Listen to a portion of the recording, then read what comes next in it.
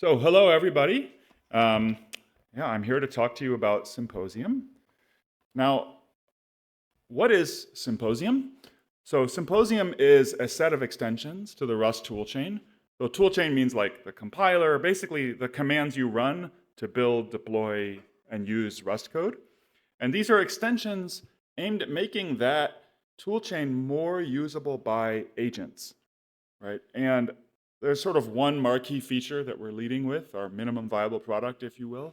But we have a broader set of ideas. But the key thing we're doing right now is we're taking skills, MCP servers, other kinds of extensions, and installing them automatically based on what dependencies you're using. So the idea is if you have a dependency on a library, that library can effectively teach your agent how to use it by vending a skill and so forth. Symposium is a member of the Rust Foundation Innovation Lab, which is a umbrella organization as part of the Rust Foundation that hosts either promising or key projects across the Rust community.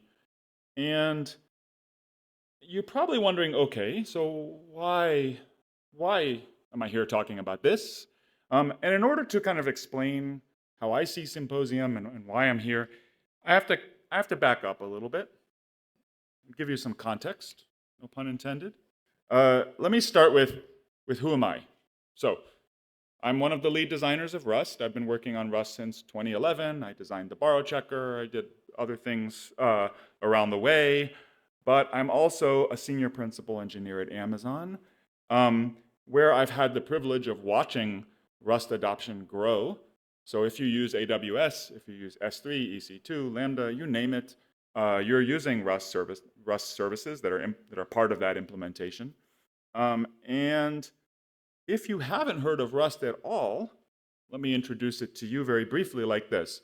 It's a programming language that aims to be low level enough to be used in a kernel or in an environment like that, but usable and high level enough that you would want to use it to build an application, maybe a GUI, something else. Right? And I mean that quite literally. So low level enough for a kernel.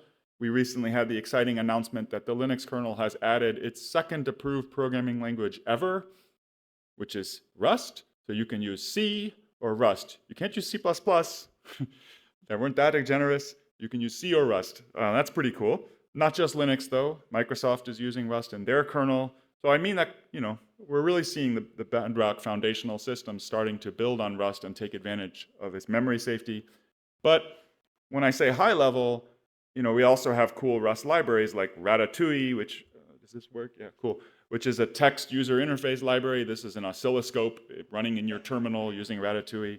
So these kind of things that are not like traditional low-level stuff is also being done in Rust and pretty cool.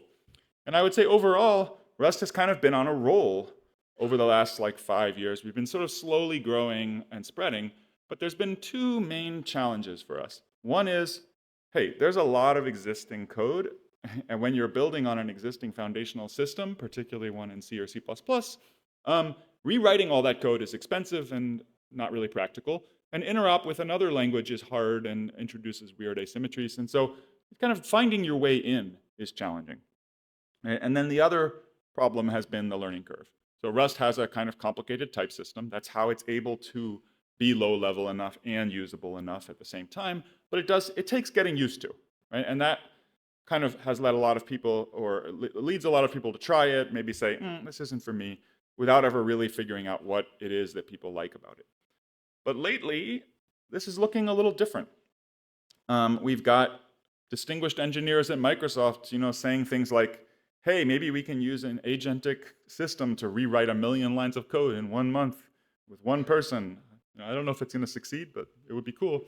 And then you have people writing blog posts saying, I tried Rust and I found it kind of hard, but then I tried it again and I used an agent and it was able to teach me what I needed to know and get me going. And so I think what we're seeing is a kind of big shift where when you're using a primarily agentic development workflow, you're writing less and less of the code by hand. And suddenly, where it used to be that the single biggest determining factor in how fast you could get something out there was basically the past, right? It used to be like, what code do you already have? What libraries do you need to reuse? and what skills do you already have. That's going to determine how fast you go. But now people are looking and thinking more about the future, right? About, hey, I can actually build things pretty fast, but I have to maintain it for a long time. And that's the bigger criteria, because the building is relatively easy and the agent's going to do a lot of the heavy lifting. And so if you're a programming language that's been focused on how do we build a reliable system that'll be easy to maintain, you're kind of like this. This is how I feel right now. You're like, yeah, this is looking pretty good for us. This is actually exactly what we want, right? We want people to be thinking about maintenance. Coding is free and maintenance is not. That's where we're at. To order one approximation with a very big constant.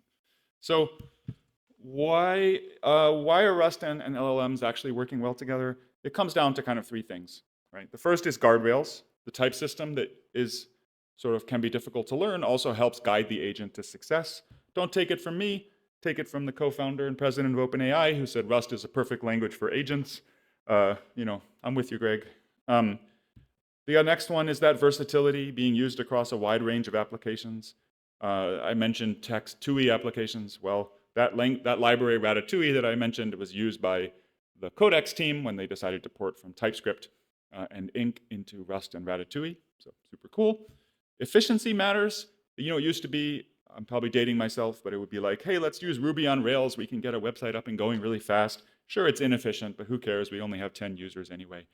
That made sense then, but now you can have the same equation, except you can be writing it in Rust and get efficiency. So we're seeing a lot of rewrites, saving money. Maybe not so much at first, but a lot of money as your service grows and you have more users.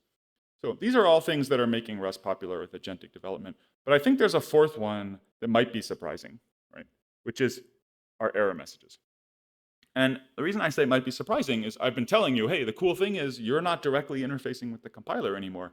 So then why do you care how much good our error messages are? You're not even looking at them. Well, Rust learned a long time ago, if we want people to learn how to use Rust, we have to meet them at the moment when they hit a problem and guide them to solve that problem, right? And the more help we can give them, the better. So when we give an error, we don't just say, there's a problem, like here, you gave the wrong argument to your function, or wrong type of argument. Instead, we give you the context that you would need to solve it, like here's the signature of that function. So this is what type is expected. And then we try, if we can, to give you a hint. What should you do to fix it? Here are some of the options, right? And that was useful for people, and it's just as useful for agents. They don't have to go waste time searching the code base, figuring out what the signature is. They have everything they need at hand. They can fix the problem. They can go and go on to the next thing, right? So, okay, great. So I've just been telling you how great Rust is. That's nice. You can do all this today. Why am I here talking about Symposium, right? The answer is, I think it could be a lot better. Let me give you an example of a library, of an example based on this library called Toasty.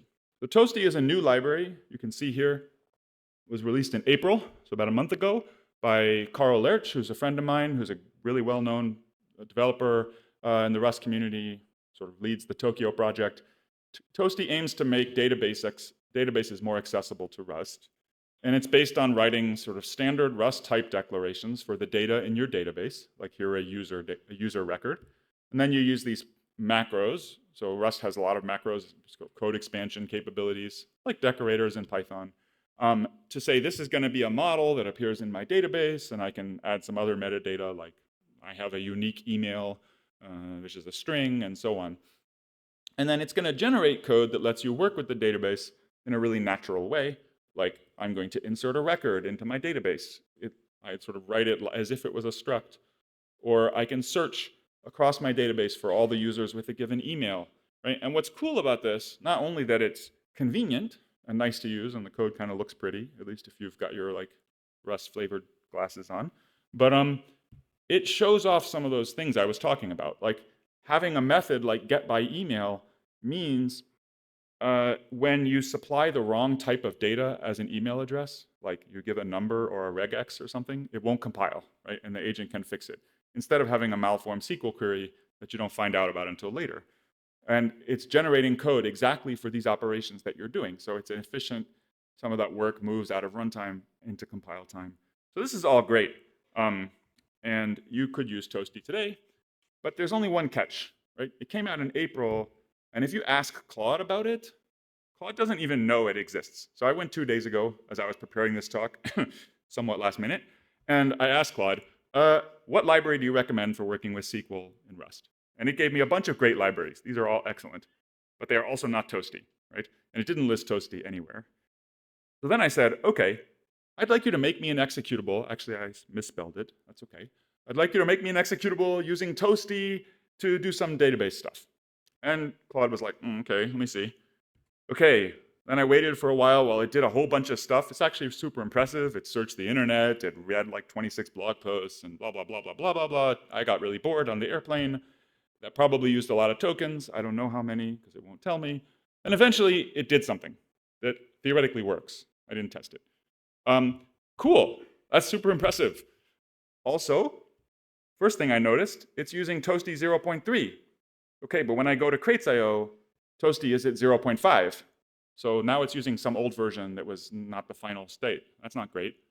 In fact, this kind of shows off a general problem. Agentic development is making the world go faster and faster and faster, and it's all gated on these training data that's like a snapshot of the internet 6 months ago, which is actually a pretty big difference sometimes between today, right? And there's an even more subtle thing. Some of you might have caught it. It's using Toasty 0.3, but also it's using Rust 2021, 3 years old.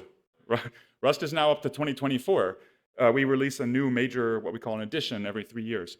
And possibly more frequent. Anyway, that's a whole other story. So right now, every 3 years. And this is something I've seen many times, right? That it makes sense when you think about it. Most of the Rust code out there is old, basically, and using old patterns. It's not using the new hotness, which is what you want to use. So that's kind of a problem. And what's most frustrating about it for me, as someone who works on the Rust compiler, the most frustrating thing about all of this is basically nobody asked me what kind of Rust code Claude ought to write. I don't have any way to help you when you're using Claude code use the most recent best practices, the sort of best development, right? I have no influence on this at all. It's all up to the centralized vendors like Anthropic and OpenAI to do a good job training their agent. Well, at least it was until Symposium, and that's what Symposium's trying to do, is build a toolchain that's targeting agents so that the Rust community, the central authors, people like me, but also the library authors and so on, can help make your agent really great. Right? And so how do you use it? Well, it's easy. Cargo install Symposium, that sets up the basic toolchain for you. Cargo agents init, that lets you pick which agents you want to use.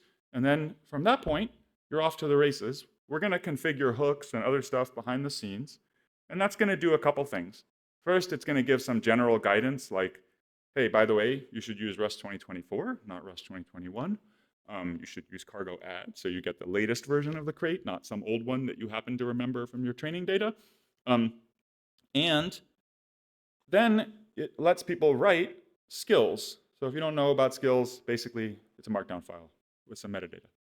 It's what passes for an abstraction in our crazy agentic day and age, but it's okay, it works actually, it works really well. And one of the things we let you do is sort of add a little data like, this is a skill for the crate toasty, right? And Symposium, when we are activated, like when you type something to your agent, we're going to look and see and say, hey, what dependencies do you have? What skills should we make available? So when you add the toasty crate to your project, already Claude knows how to use it. It doesn't have to go search the internet and find random blog posts that may or may not be up to date. Right? It finds the advice directly provided by the toasty authors who know the crate best. It also gives some other useful APIs. And this is kind of my other point, is we can start to grow the surface area to make our tool chains more agent accessible. Right? So one thing that's really useful for an agent, actually for humans too, well, actually, already if you're a human and you're using Rust Analyzer, you can jump directly in your IDE to the source of your dependencies and read what they do, right? That's really useful because docs, are hit or miss. Sometimes you just want to see the code. Well, the agent can't really do that as easily. They're not using Rust Analyzer, but they can use this Tokyo or this crate info command, which they learn about from our general guidance. And we'll give them, hey, here's the source to the crate. Here's the exact version you're using, by the way, not some random version on the internet. And here's where you can find it. Now you can go grep it and use sed and awk and all these cool 70s tools that are getting a resurgence. to your heart's delight to figure out what's happening, right? So that's pretty cool.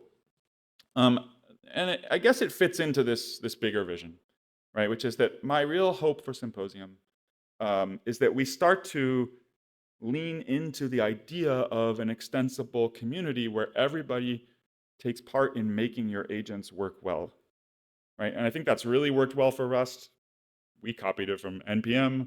You know, it's not a fresh idea, but it seems to be the trick from what I've seen to making great things is to let as many people as possible get involved.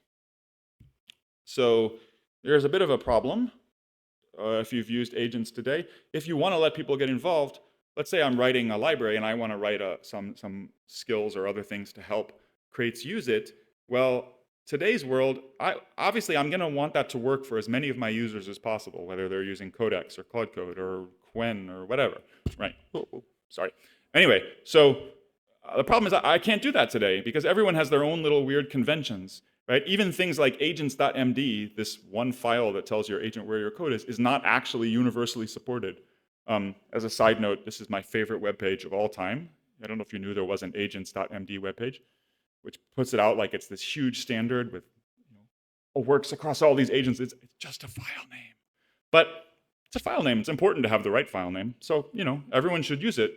Claude, I'm looking at you. And basically I'm saying to agent vendors and to those of us here, but we need to build interoperable standards so that we can centralize and have a flourishing ecosystem. That's the whole idea. So Symposium is doing its best to bridge that gap in the meantime. So our model is that library crate authors provide services or extensions in a standard way. Users pick the agent they want to use, and Symposium bridges the gap, right? And we'll do things like convert between hook formats, which are actually, each one is slightly different, so that you don't have to deal with all that nonsense. So that brings me to my conclusions. Thank you for listening. So I guess I'll just say a couple main points. If you want something to be amazing, you want an ecosystem. That's where it's at. And we need to build one. Symposium is looking to make Rust and LLMs amazing, based on up-to-date guidance, based on skills. And finally, hey, give it a try. If you're using Rust, it's just 2 commands, cargo install or cargo binstall. It's a little faster. Symposium, and then cargo agents init, and you're all good to go. Thanks a lot. It's been a pleasure.